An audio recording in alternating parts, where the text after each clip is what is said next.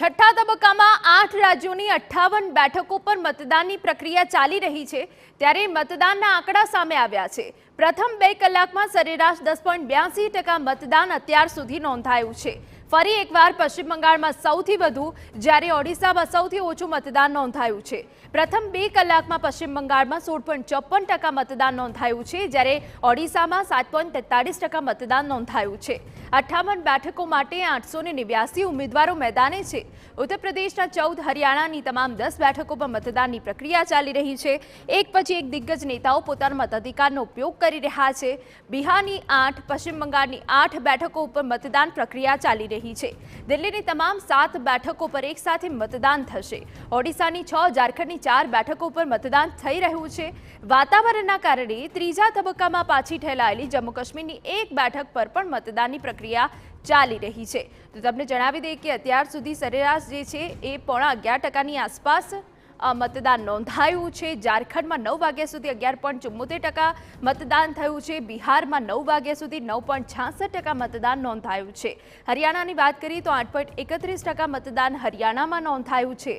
તો આ તરફ આંકડા હવે સામે આવ્યા છે। સૌથી વધુ ફરી એક વખત પશ્ચિમ બંગાળમાં નોંધાયું છે જ્યારે સૌથી ઓછું ઓડિશામાં નોંધાયું છે।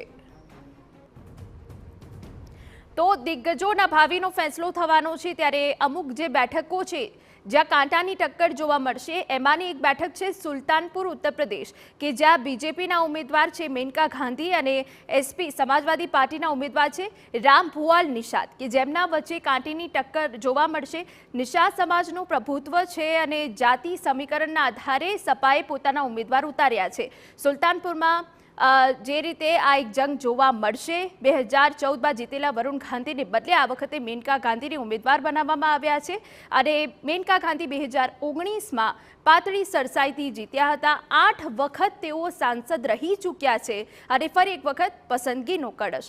આ તરફ આઝમગઢ ઉત્તર પ્રદેશ બેઠકની વાત કરવામાં આવે તો સમાજવાદી પાર્ટીના ઉમેદવાર છે ધર્મેન્દ્ર યાદવ જ્યારે બીજેપીએ દિનેશલાલ યાદવને નિરહુઆ કે જેઓને બેઠક પરથી ઉમેદવાર તરીકે ઉતાર્યા છે। 2019માં હારેલા નિરહુઆ પાતળી સરસાઈથી જીત્યા હતા। દિનેશલાલ યાદવ ભોજપુરી સુપરસ્ટાર છે અને 2019માં તેઓ ચૂંટણી લડ્યા હતા। 2019માં સપા અધ્યક્ષ અખિલેશ યાદવ 3 લાખની લીડથી આ બેઠક પરથી જીત્યા હતા।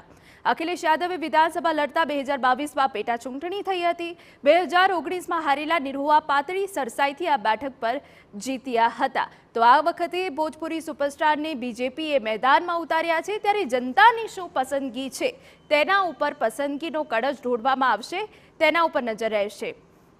વાત હવે હરિયાણાની કરનાલ બેઠક પરથી કરીએ કે જ્યાં બીજેપીના ઉમેદવાર છે મનોહરલાલ ખટ્ટર અને આ તરફ કોંગ્રેસે દિવ્યાંશુ બુદ્ધિરાજાને પોતાના ઉમેદવાર તરીકે પસંદ કર્યા છે ત્યારે ભાજપ આ બેઠક ઉપર જીતતું આવ્યું છે। બંને ચૂંટણીમાં ભાજપના ઉમેદવારો જંગી જીત સાથે જીત્યા છે।